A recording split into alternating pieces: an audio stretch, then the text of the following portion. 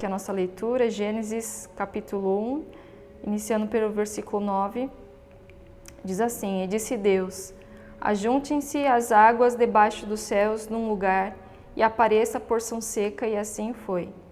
E chamou Deus a porção seca a terra, e o ajuntamento das águas chamou mares, e viu Deus que era bom. E disse Deus: Produza a terra erva verde, erva que dê semente, árvore frutífera que dê fruto segundo a sua espécie, cuja semente está nela sobre a terra. E assim foi. E a terra produziu erva, erva dando semente conforme a sua espécie, e a árvore frutífera, cuja semente está nela conforme a sua espécie. E viu Deus que era bom. E foi a tarde e a manhã o dia terceiro. E disse Deus: Haja luminares na expansão dos céus, para haver separação entre o dia e a noite, e sejam eles para sinais, e para tempos determinados, e para dias, e para anos. E sejam para luminares na expansão dos céus, para iluminar a terra, e assim foi. E fez Deus os dois grandes luminares, o luminar maior para governar o dia, e o luminar menor para governar a noite, e fez as estrelas. E Deus os pôs na expansão dos céus para iluminar a terra, e para governar o dia e a noite, e para fazer separação entre a luz e as trevas. E viu Deus que era bom. E foi a tarde e a manhã o dia quarto. E disse Deus: Produzam as águas abundantemente répteis de alma vivente, e voem as aves sobre a face da expansão dos céus. E Deus criou as grandes baleias e todo réptil de alma vivente, que as águas abundantemente produziram conforme as suas espécies, e toda ave de asas conforme a sua espécie. E viu Deus que era bom. E Deus os abençoou, dizendo: Frutificai e multiplicai-vos, enchei as águas nos mares, e as aves se multipliquem na terra. E foi a tarde e a manhã o dia quinto. E disse Deus: Produza a terra alma vivente conforme a sua espécie, gado e répteis e feras da terra conforme a sua espécie. E assim foi. E fez Deus as feras da terra conforme a sua espécie, e o gado conforme a sua espécie, e todo réptil da terra conforme a sua espécie. E viu Deus que era bom. E disse Deus: Façamos o homem à nossa imagem, conforme a nossa semelhança, e domine sobre os peixes do mar, e sobre as aves dos céus, e sobre o gado, e sobre toda a terra, e sobre todo réptil que se move sobre a terra. E criou Deus o homem à sua imagem, a imagem de Deus o criou, homem e mulher os criou. E Deus os abençoou, e Deus lhes disse: Frutificai e multiplicai-vos, e enchei a terra, e sujeitai-a, e dominai sobre os peixes do mar, e sobre as aves dos céus, e sobre todo animal que se move sobre a terra. E disse Deus: Eis que vos tenho dado toda a erva que dê semente, que está sobre a face de toda a terra, e toda a árvore, em que há fruto que dê semente, ser-vos-á para mantimento. E todo o animal da terra, e a toda a ave dos céus, e a todo réptil da terra, em que há alma vivente, toda a erva verde será para mantimento. E assim foi. E viu Deus tudo quanto tinha feito, e eis que era muito bom. E foi a tarde e a manhã o dia sexto. Vamos agora para o capítulo 2. Nós vamos ler até o versículo 25. Assim, os céus e a terra e todo o seu exército foram acabados. E havendo Deus acabado no dia sétimo a obra que fizera, descansou no sétimo dia de toda a sua obra que tinha feito. E abençoou Deus o dia sétimo e o santificou, porque nele descansou de toda a sua obra que Deus criara e fizera. Estas são as origens dos céus e da terra, quando foram criados, no dia em que o Senhor Deus fez a terra e os céus. E toda a planta do campo que ainda não estava na terra, e toda a erva do campo que ainda não brotava, porque ainda o Senhor Deus não tinha feito chover sobre a terra, e não havia homem para lavrar a terra. Um vapor, porém, subia da terra e regava toda a face da terra. E formou o Senhor Deus o homem do pó da terra, e soprou em suas narinas o fôlego da vida, e o homem foi feito alma vivente. E plantou o Senhor Deus um jardim no Éden, do lado oriental, e pôs ali o homem que tinha formado. E o Senhor Deus fez brotar da terra toda a árvore agradável à vista, e boa para a comida, e a árvore da vida no meio do jardim, e a árvore do conhecimento do bem e do mal. E saía um rio do Éden para regar o jardim, e dali se dividia e se tornava em 4 braços. O nome do primeiro é Pison. Este é o que rodeia toda a terra de Havilá, onde há ouro. E o ouro dessa terra é bom. Ali há o bidélio e a pedra sardônica. E o nome do segundo rio é Gion. Este é o que rodeia toda a terra de Cute. E o nome do terceiro rio é Idequel. Este é o que vai para o lado oriental da Assíria. E o quarto rio é o Eufrates. E tomou o Senhor Deus o homem e o pôs no jardim do Éden para o lavrar e o guardar.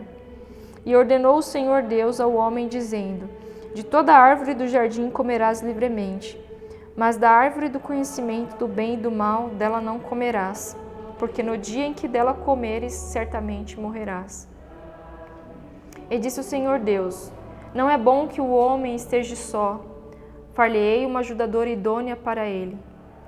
Havendo, pois, o Senhor Deus formado da terra todo animal do campo e toda ave dos céus, os trouxe a Adão, para este ver como lhe chamaria. E tudo o que Adão chamou a toda alma vivente, isto foi o seu nome. E Adão pôs os nomes a todo o gado e às aves do céu e a todo animal do campo, mas para o homem não se achava ajudadora idônea. Então o Senhor Deus fez cair um sono pesado sobre Adão, e este adormeceu. E tomou uma das suas costelas e cerrou a carne em seu lugar. E da costela que o Senhor Deus tomou do homem, formou uma mulher e trouxe a Adão. E disse Adão: Esta é agora osso dos meus ossos, carne da minha carne. Esta será chamada mulher, porquanto do homem foi tomada. Portanto deixará o homem o seu pai e a sua mãe, e apegar-se-á à sua mulher, e serão ambos uma carne. E ambos estavam nus, o homem e a sua mulher, e não se envergonhavam. Essa aqui é a nossa primeira leitura. Agora nós vamos para o Salmo número 8.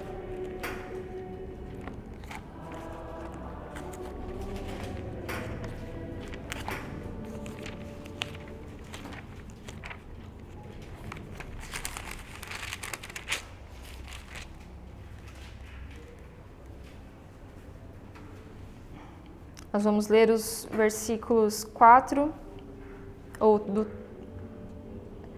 só um minutinho, aqui eu coloquei, do 4 ao 5. Que é o homem mortal para que te lembres dele, e o filho do homem para que o visites? Pois pouco menor o fizeste do que os anjos, e de glória e de honra o coroaste. Até aqui. Na leitura semanal eu coloquei esse salmo inteiro, e aí vocês vão tirar um tempo para meditar nesse salmo e ver a ligação que ele tem com a nossa leitura de hoje. Então, jovens, nós vimos aqui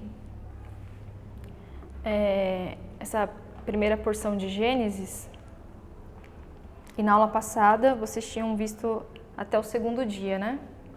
Hoje nós avançamos do terceiro dia até o sétimo, encerrando a criação. E hoje nós vamos focar na criação da vida e do homem.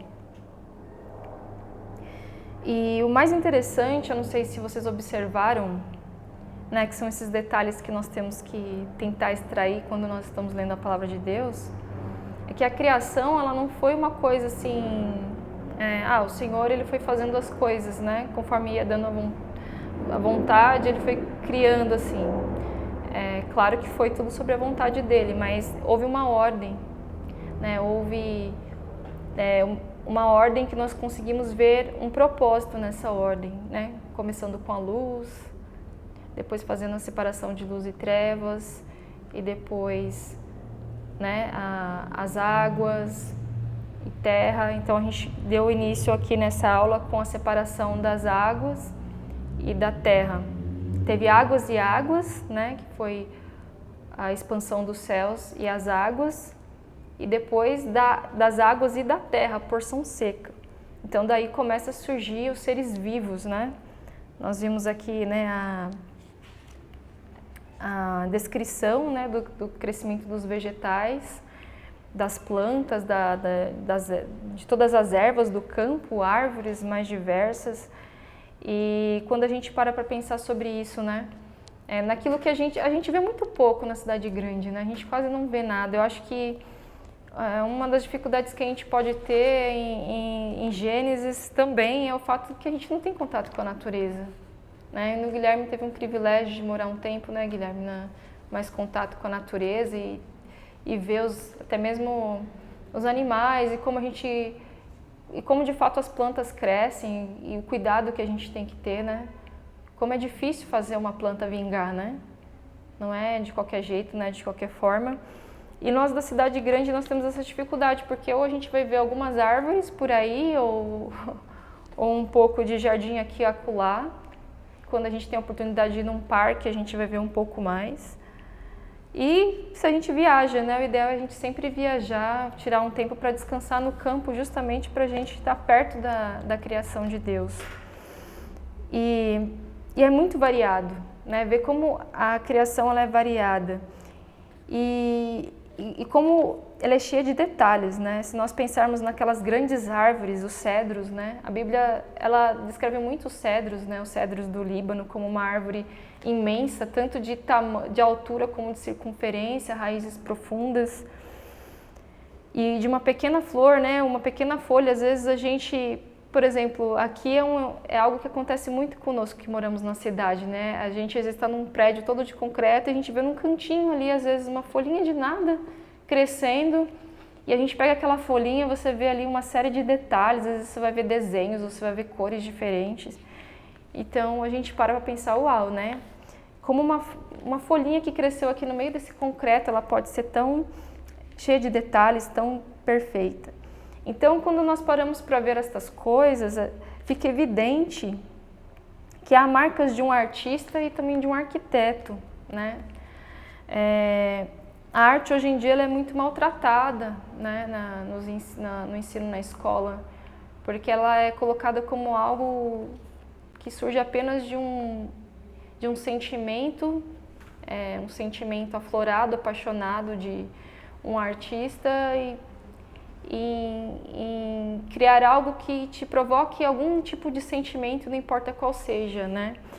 Mas nós vemos aqui que Deus, tudo que Ele faz tem uma ordem e tem uma beleza, né? É algo que nos causa um sentimento bom, um sentimento realmente até mesmo de descanso, de alívio, porque é algo belo, é algo que você vê que foi construído, né? Tem um porquê das coisas serem como são. E nós vamos ver essa beleza, essa perfeição, nós vamos ver um desenho nas coisas. Tanto que fotógrafos e pintores, eles se sentem assim, o ápice desses artistas, desses profissionais, é quando eles conseguem fazer uma boa reprodução daquilo que eles estão vendo. Para um pintor, quando ele está diante de uma paisagem e ele consegue captar ali aquelas luzes sobre aquela água, sobre aquelas folhas, ou ele até mesmo consegue pintar uma enorme variedade de verdes, quando ele pinta uma paisagem com muita árvore, com muita relva, ele se sente muito satisfeito e, na verdade, é aquele objetivo que ele queria chegar. Uau, eu consegui reproduzir tudo isso aqui. Aí você chega perto daquele quadro e fala, nossa, como essa pessoa ficou aqui com essa variedade de tons, essa variedade de camadas até chegar nisso aqui. Porque é a satisfação daquele artista em reproduzir aquilo que ele está vendo. E aquilo que ele está vendo foi o que Deus fez. Né? Se para um artista, imaginem só, um fotógrafo o fotógrafo ele tem que pensar muito antes de fazer uma foto, né? Não é só chegar ali perto e dar um clique. O fotógrafo ele pensa muito antes de tirar uma fotografia. Se para essas pessoas eles têm que pensar muito, eles têm que planejar, né? Tem que ter já uma técnica ali para aquilo ser feito, né? Imagine para Deus, né? O Senhor, nada é feito de qualquer jeito, nada é caos, nada é acaso. Então a gente consegue ver uma mente brilhante, uma mente poderosa atrás dessas coisas. E uma outra coisa maravilhosa também é que os primeiros exemplares das coisas, né, eles já foram feitos prontos, maduros, né? Deus não plantou uma semente, esperou ela brotar e a árvore crescer. Então tudo que foi feito inicialmente, Deus criou pronto, maduro, para que aquilo se multiplicasse. Então imagine, aquelas árvores, aquelas plantas, elas já estavam ali prontas, né? Já crescidas. Então, o mundo, ali naquele instante, né, da primeira criação ali, ele já tinha essa aparência crescida, amadurecida. Então esse foi, né, o terceiro dia, que foi a terra seca e o início da vida, né? O quarto dia nós vimos que o Senhor fez o sol, a lua e as estrelas. E é interessante nós pensarmos sobre isso, né? E de vermos e até lembrarmos das nossas aulas na escola, nossas aulas de ciências, de geografia, quando nós aprendemos sobre as estações do ano, né? Sobre a duração do dia. A duração do dia, né? A duração da semana, dos meses, do ano e de todo o ciclo, né, que a Terra tem para gerar, né, essa variação que nós temos de contar o tempo. Isso nos ajuda. Então nós vemos que o Senhor fez isso para o nosso próprio benefício, para o benefício da vida humana aqui. Porque imagine se fosse... Eu não consigo pensar, é difícil a gente pensar um dia não sendo um dia, uma noite não sendo uma noite e os anos não sendo como são. E além da contagem do tempo, dos dias e dos anos, o que mais que influencia o movimento da Terra, tanto a rotação e a translação? O que mais que é benefício para nós, assim? Porque a posição da Terra, né, ela gira em torno dela mesma e ela gira em torno do Sol. E isso é muito bem calculado. Quando nós olhamos o sistema solar, nós vemos que ele parece uma grande engrenagem de relógio, né? Os planetas girando em torno do Sol é uma coisa muito milimétrica, né? E mesmo quando se relatam que houve, às vezes, uma diminuição, uma variação neste movimento, é algo muito... É algo muito, assim, não é tão significativo, né? Não é uma mudança brusca, tudo ainda continua desde o início, como sempre foi. E além do tempo, né, do dia, dos anos, esse cronômetro do tempo, que nos ajuda, porque nós precisamos de um dia para trabalhar e nos mantermos, né, e uma noite para o descanso. E que mais que isso foi feito em nosso benefício? Vocês conseguem lembrar? Que a posição da Terra tem a ver também com a posição do Sol, né? E nós sabemos que o Sol ele incide sobre a Terra em posições diferentes devido a essa movimentação, não é? Então, vocês lembram no que influencia na nossa vida? O posicionamento da Terra em relação ao Sol? As estações do ano, né? Então nós vamos ver que esses grandes ciclos de natureza, eles vão coincidir com as demandas das criaturas da Terra, né?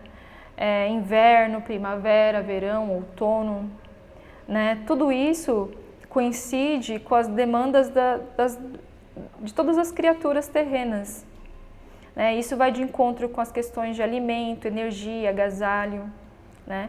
E também, Deus ainda ele é tão bom que isso também vem a uma necessidade que nós temos de satisfazer, né, essa nossa necessidade de contemplar a beleza, a variedade, né? Porque uma paisagem no inverno ela é tão bela quanto uma paisagem do verão, né?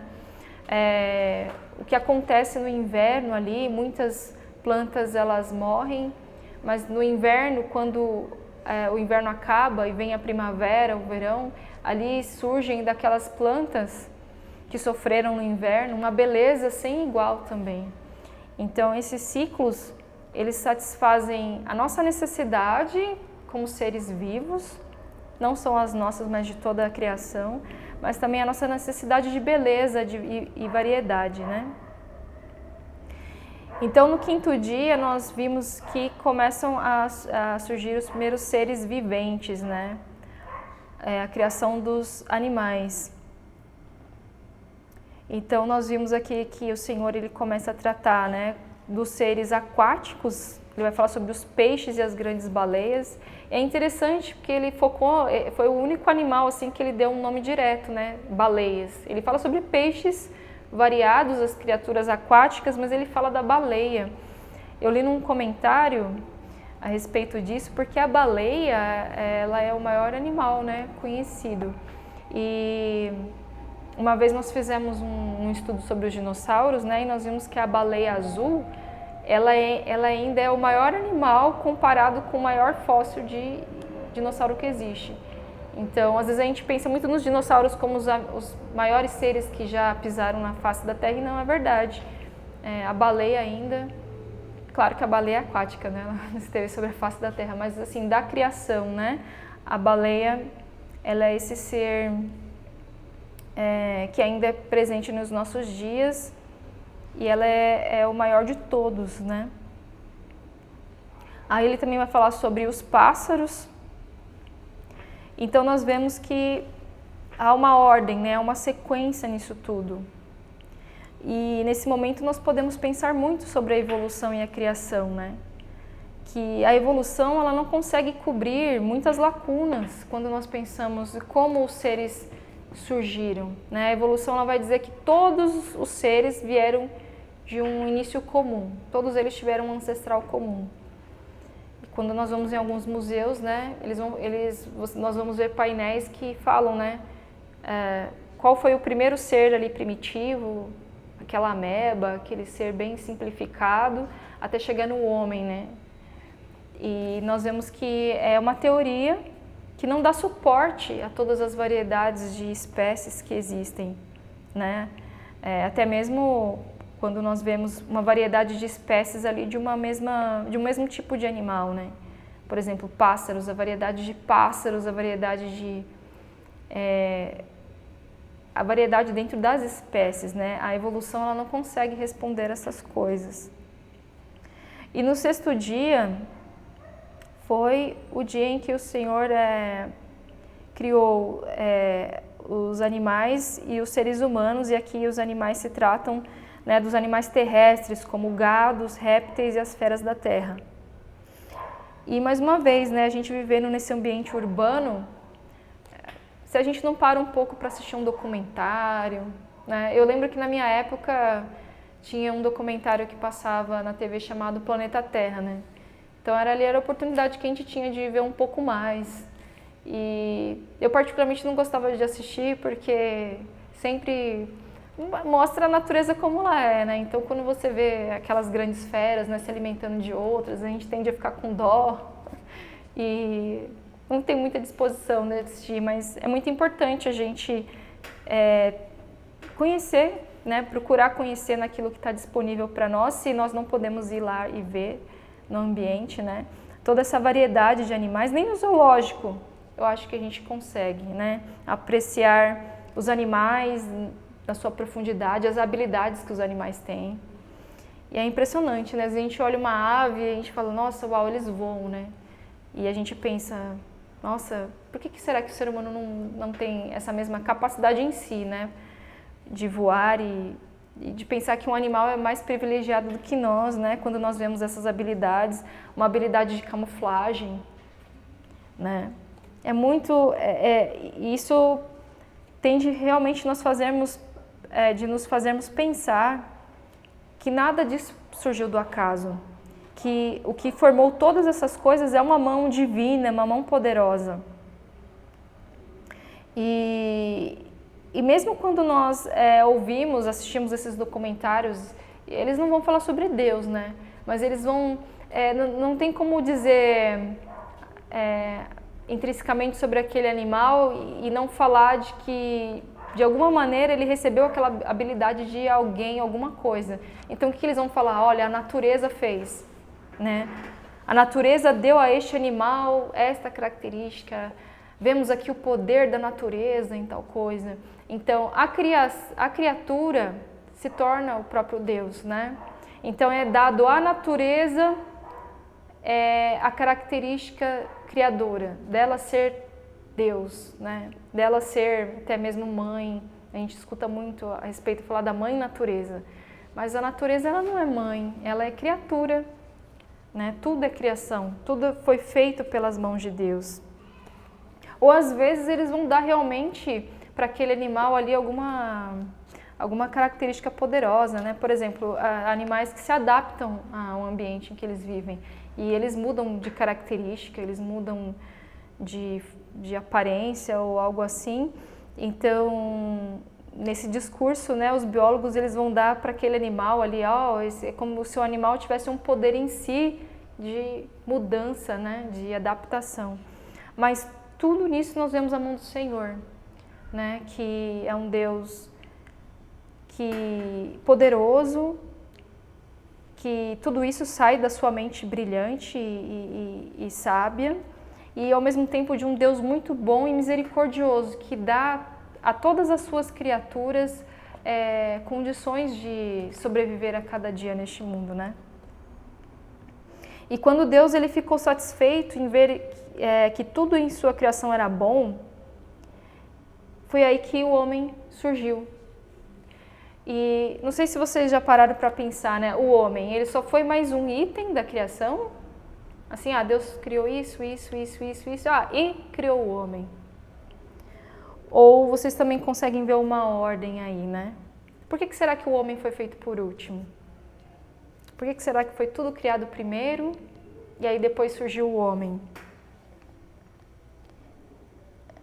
Eu fui pega de surpresa, assim. Né? Antigamente eu tinha esse olhar de pensar, o homem foi mais um item. E Deus escolheu o sexto dia para criar o homem. Mas quando nós paramos para meditar mesmo e ver a profundidade desse texto, nós vamos ver que não. Que o Senhor, ele criou, ele deixou tudo preparado para que o homem entrasse, para que o homem surgisse. E ele viu que tudo era bom, então ele fez o homem. E quando ele fez o homem, nós vimos que no texto aparece a palavra, né, e façamos o homem, né? E nós sabemos que quando a palavra façamos está ali, façamos é um verbo conjugado na terceira pessoa, né? Nós usamos façamos quando nós formos nós façamos alguma coisa, né? Ele não falou, então eu farei o homem, porque nós sabemos que ali estavam Deus Pai, Deus Filho e Deus Espírito Santo. Os três já estavam juntos em toda a criação, mas dá-nos uma impressão de que ali eles consideraram juntos como se fosse algo de grande estima para eles. Agora nós vamos fazer o homem, porque o homem foi a melhor porção que Deus criou, foi aquele ápice da criação, a coroa da criação, foi a formação do homem. É como se quando a gente usa aquela expressão, o melhor ficou para o final. Deus deixou para fazer o melhor que Ele tinha para fazer no final. Então nós vemos aqui, jovens, uma coisa maravilhosa da gente pensar sobre Deus. Como Deus, Ele é bom, como Ele colocou o homem numa condição privilegiada e como Deus ama o homem, né? Às vezes a gente tende a achar que Deus é um Deus cruel ou um Deus muito exigente devido às coisas que Ele pede para que a gente faça, né? As coisas que nós devemos obedecê-lo, mas nós não paramos para pensar de que Ele exige essas coisas de nós, mas porque nós somos o melhor que Ele criou. E se nós somos o melhor que Ele criou, Ele nos dotou de coisas, Ele nos deu coisas e nos dá coisas maravilhosas que simplesmente amá-lo, obedecê-lo, deveria ser um ato voluntário do nosso coração. Nós deveríamos prontamente adorar a Deus, amar a Deus, obedecer a Deus. Por quê? Porque Ele me deu tudo e eu sou o melhor do que Ele fez. Eu sou um ser humano. Essa deveria ser a nossa vontade natural. E naquele momento ali,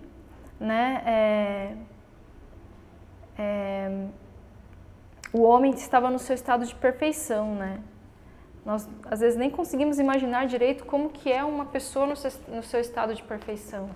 Porque todo dia a gente acorda com algum problema. Até mesmo o cansaço já é um problema, uma indisposição, às vezes a gente não está muito bem, a gente está meio doente, com uma dor em algum lugar, Então, isso já mostra, assim, o nosso estado já prejudicado por causa do pecado, Mas aqui, o primeiro homem, ele estava íntegro, Ele estava ali no seu estado de perfeição, então ele era capaz, ele era imortal ali naquele ponto, e ele era capaz de falar com Deus, amá-lo e obedecê-lo voluntariamente. E nós vimos que o Senhor fez o homem do pó e o homem possuía uma alma vivente que lhe foi soprada pelo Senhor. Isso significa que a pessoa interior, que é o seu verdadeiro eu, é imortal e capaz, de falar com Deus, amá-lo e obedecê-lo. Então aqui é onde essa distinção de homem e animal, nós vimos aqui também o termo alma vivente para animais, certo? Esse termo alma vivente trata de que eram seres com vida. Homens e animais são seres com vida. Mas aqui quando há essa distinção, que ele foi soprado no homem, ele foi soprada essa vida interior, Foi dada ao homem mais do que coração batendo, um pulmão respirando, Foi dado ao homem a consciência e a razão. Então, diferente dos animais, nós sabemos o que é certo, o que é errado, e nós temos o poder de pensar. Então, o Senhor, Ele nos deu essas dádivas, especiais, que é a alma, a consciência e a razão. Então, aqui surge, é um tema bem denso, quando nós falamos sobre alma, consciência e razão. Então, depois, se vocês quiserem tratar um pouco disso, nós podemos falar um pouco mais sobre isso. Mas aqui, essa aula, principalmente, é para enfatizar, continuar enfatizando o poder do Senhor, de como o relato de Gênesis, ele é verdadeiro, ele é significativo, Ele não é só mais uma história. E na bondade do Senhor em fazer a nós, quem nós somos, como o Senhor nos fez. Então, pensando nisso, nós podemos pegar um exemplo que a gente ouve muito na escola, nas ciências em gerais, nos documentários, nos artigos, que são os macacos, que dizem que são os nossos parentes mais próximos, Quando a gente observa uma comunidade de macacos e nós observamos a nossa sociedade humana, quais são as diferenças? São muitas e grandes diferenças, Nós temos a linguagem, a vestimenta, a organização, construção, música, nós temos biblioteca, escolas, lugares de adoração, e nós vamos ver isso, por mais que vão ter coisas diferentes, todo lugar onde há pessoas vocês vão ver isso, por mais que vão ser diferentes. Vão ser tendas, ocas, casas de barro, a sociedade complexa que a gente vive hoje, todas vão ter uma organização parecida, A construção de conhecimento, o armazenamento de conhecimento, As bibliotecas, as academias, hoje nós temos a tecnologia que nos dá a possibilidade de um banco de dados imenso, Tudo isso o homem faz. os animais não. Por mais que você pegue animais que tenham grandes habilidades, né, dizem que os golfinhos, né, eu posso estar desatualizada, tá, gente? Mas os golfinhos têm uma inteligência muito também próxima dos homens, né? Mas veja uma comunidade de golfinhos no fundo do mar, né? Eles constroem, eles criam como seres humanos? Não. A própria questão da linguagem, você pode treinar um animal a replicar algumas coisas. Aí ele vai entender que aquele alimento significa aquilo, e você vai treinar ele e você vai dar recompensas para ele, e ele vai relacionar aquele símbolo com uma comida, com uma outra ação, sei lá, tocar um instrumento, pular um objeto, né? Por exemplo, alguns macacos foram submetidos a aprender a linguagem de sinais, né? É muito interessante assistir isso. Tem aquela gorila Coco, né? Ela viveu mais de 40 anos. Eu assisti vários documentários dela, é muito legal. Só que se um dia, se a Coco ela tivesse um filhote, ela não ia conseguir replicar essa linguagem no filhote dela, né? O conhecimento que ela tem ia ficar ali apenas com ela. Ia precisar de mais humanos para treinar mais gorilas. Então, há essa limitação nos animais que abre uma grande diferença entre nós e os animais. E nós conseguimos ver claramente que nós não somos simples animais. Há algo de diferente, de especial no ser humano.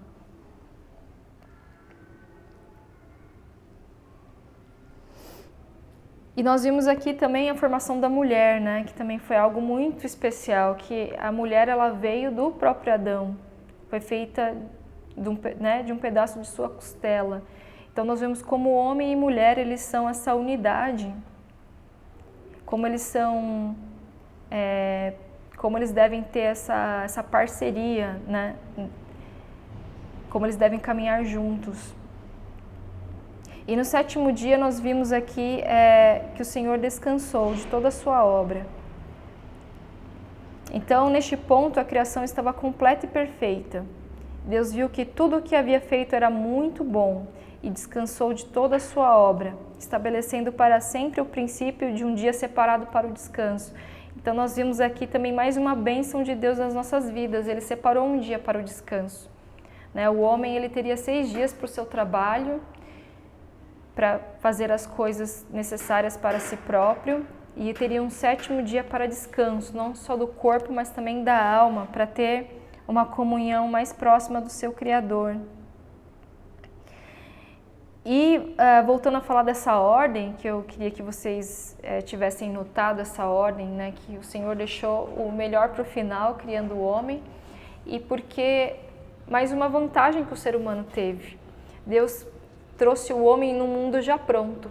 Deus trouxe o homem num mundo já para o homem desfrutar deste mundo, né? Então, tudo já estava pronto. Imaginem vocês, né? Quando vocês chegam da escola cansados, com fome, né?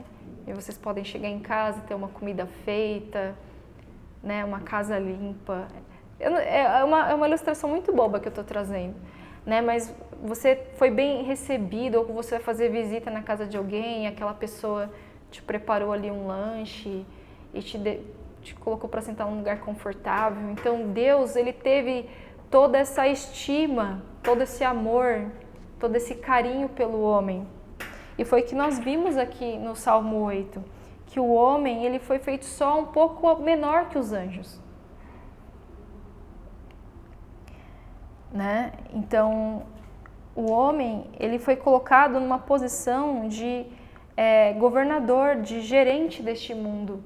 Por isso que ele diz que tudo que está abaixo, né, o restante da criação está abaixo do homem. O homem foi colocado como esse gerente, como esse governador das coisas que Deus fez. E o que aconteceu de errado vai entrar na próxima aula, nós vamos focar na próxima aula. Mas nessa semana, então, nós vamos meditar, né, nesse relato da criação. E que esse relato da criação, de tudo que nós vamos ouvir e daquilo que nós ouvimos, ele é o melhor. Ele é o que mais responde, né, aos nossos anseios em saber como é que o mundo foi feito, né? Como é que ele foi criado.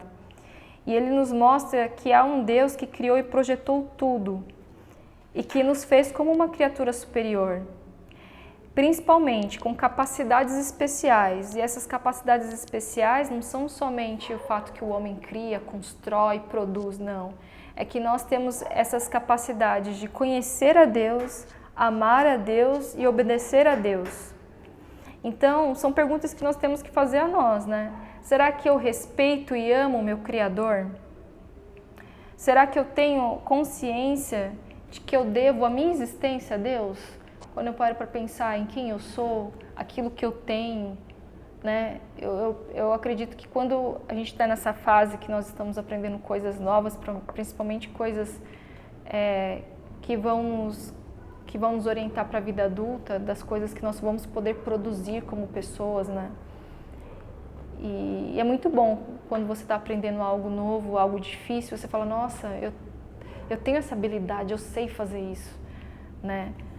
E nesse momento a gente deveria agradecer a Deus, falar, nossa, o Senhor me deu essa capacidade de aprender isso aqui, de construir isso aqui, né? E de ter ideias para o futuro. Não, eu gostaria de, na minha vida adulta, trabalhar com isso e criar isso. E nós vemos que essas coisas que vão surgindo na nossa mente e no coração foi porque Deus nos deu esse poder, né? Quando nós tocamos um instrumento e nós vamos evoluindo, né, nesse ensino de tocar um instrumento, de operar um equipamento novo, de aprender uma língua. Não sei se vocês já tiveram a impressão de que quando a gente está aprendendo uma língua nova é como se a gente fosse cego e de repente começou a ver, ou de que você era surdo e começou a ouvir. Você fala, nossa, é muito interessante. Você coloca um áudio lá em inglês, ou em espanhol, ou outra língua. Você fala, uau! A impressão que eu tenho é que eu era surda, assim. E aí você fala, nossa, agora eu sei. Então, essa é uma capacidade que Deus te deu. Será que vocês reconhecem isso, né? Tem essa consciência? Será que Deus, ele se alegra em ter comunhão com você? Ou você se comporta como um estranho, né, na presença de Deus? Será que na presença do Senhor você age como se ele fosse um estranho ou como se ele não existisse? Você se aproveita das bênçãos que ele te dá, você se deleita nelas, né? Você aproveita de tudo que o Senhor criou, de tudo que ele te deu, mas você nunca para pensar que foi ele que providenciou essas coisas? Você despreza as coisas boas que Deus te dá e você culpa Deus por tudo que é ruim? Às vezes a gente tem esse pensamento, né? Que tudo que é ruim é culpa de Deus. Mas todas as coisas boas que Ele fez, a gente nem lembra dele, né? Por exemplo, se a gente está num ambiente, a gente vai para uma praia e a gente está ali vendo aquele mar, aquela natureza, a gente tem aquele dia bom, a gente come aquelas coisas boas e você sai de lá revigorado, feliz.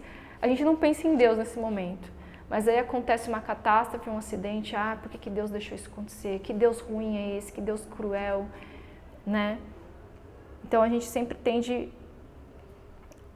a só pensar em Deus, talvez, quando a gente reclame das coisas, né? Então a Bíblia, ela nos traz um grande alerta, que nós vamos ver no livro de Eclesiastes, que vai estar na leitura semanal de vocês, que é o seguinte, lembra-te também do teu Criador nos dias da tua mocidade. Como é importante nós lembrarmos do nosso Criador sempre, mas principalmente na mocidade, né? É um momento crucial nas nossas vidas e que a Bíblia ela sempre vai trazer luz, né, sobre os jovens. Os jovens, eles estão no melhor momento para se aprender de Deus, para se buscar a Deus, para se desejar a Deus. Né? Não que o Senhor não nos salve em outros momentos, Ele pode nos salvar no último dia de nossas vidas, quando a gente tiver com 100 anos de idade, Ele salva. Mas se eu sou um jovem e eu tenho oportunidade de ouvir sobre Deus, e eu tenho oportunidade de buscá-lo ainda jovem, é a melhor coisa que eu poderia fazer, porque depois fica muito mais difícil e Deus nos cobra. Ele nos cobra de coisas que nós aprendemos dele e nós jogamos fora, ou nós colocamos de lado. É diferente de uma pessoa que cresce na ignorância, ela nunca ouviu, ela nunca teve oportunidade. Mas quando nós temos a oportunidade e nós a desprezamos, isso pode se tornar um obstáculo muito maior no nosso futuro, né? Deus cobra de nós, Ele cobra muito mais daqueles que sabem dele. Então, jovens, esse relato por mais que ele traz muitas coisas, muitas perguntas, né, de muitos detalhes que a gente pode fazer, e eu quero que vocês façam, tá? Vocês podem anotar num papelzinho, a gente pode trazer em aulas futuras, mas que a gente pense nisso, né? No poder do Senhor, de como Gênesis é um relato plausível, verdadeiro, né? Nós vimos que não é uma historinha, não é apenas um texto religioso de um povo antigo, mas nós vemos ordem, nós vemos beleza, nós vemos inteligência em tudo que está aqui, né? E principalmente, nós vemos o amor de Deus pela sua criação e principalmente pelo homem, né? Nós não somos qualquer coisa, né? Nós não somos simplesmente mais um animal no meio de muitos, não. Nós somos o ápice da criação de Deus, Deus nos colocou numa posição especial, Deus nos deu habilidades especiais e tudo isso deve nos fazer desejá-lo, querer estar com Ele, querer ser feito filho dele, porque até aqui nós ouvimos falar de criaturas, né? Que o grande problema ainda vai entrar na aula seguinte, né? Nós não vamos tratar disso agora, foi a queda, né? A queda que abriu essa grande distância entre nós e Deus, o pecado, né, que nos trouxe esse terrível problema, né, da separação de Deus, da morte, da doença e de tudo mais, principalmente da condenação eterna, né?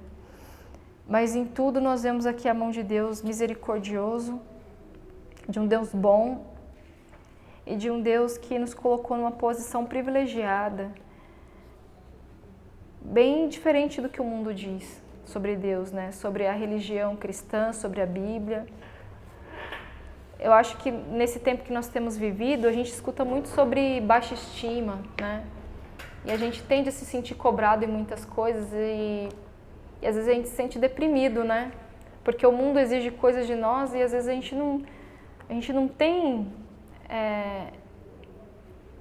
tem essas coisas para dar que o mundo exige, a gente se sente mal por isso, né? Porque a gente vê as celebridades, a gente vê os atletas, a gente vê as pessoas influentes hoje, principalmente por causa da internet, e às vezes a gente se sente oprimido por isso. A gente tem um desejo de ser igual, de querer chegar no mesmo patamar e tudo mais.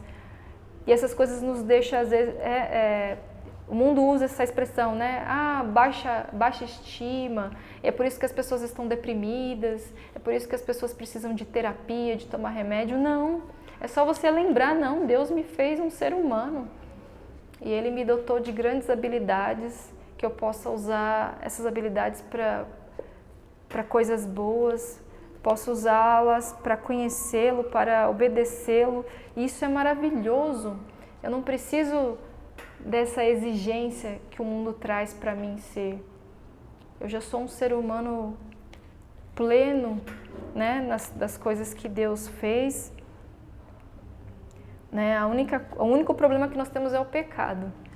Mas o pecado, até nisso, o Senhor, Ele interveio e trouxe o Senhor Jesus Cristo para morrer por nós, nos dar um novo coração e a vida eterna. Então Deus não deixou nada para trás, né, em nosso favor.